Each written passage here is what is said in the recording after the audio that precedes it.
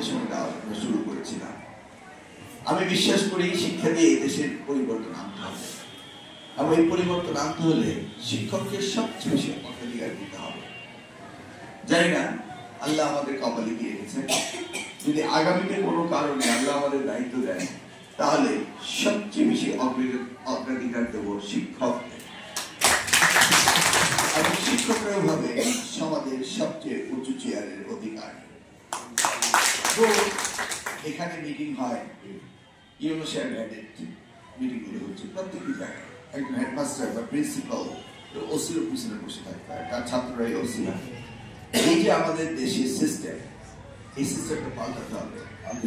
আমি দিকে তাকিয়ে দেখলাম 1967 সাল পর্যন্ত এই বোর্ডের সব শিক্ষকরা ছিল হিন্দু বাবু। তারা শিক্ষা করতে দিয়েছিল, ব্রিটিশ থেকে তারা ইংরেজি শেখার চেষ্টা করছিল। আমরা সেই সময় টাবুর কারণে আমরা শিক্ষায় গুরুত্ব দিইনি। ভারত শিক্ষায় আমাদের চেয়ে অনেক এগিয়ে, যে যাই বলুক না কেন আমরা জানি বিশ্বে তাদের যে অবদান রয়েছে, বিশেষ করে ইউরোপিয়ান আমেরিকান দেশ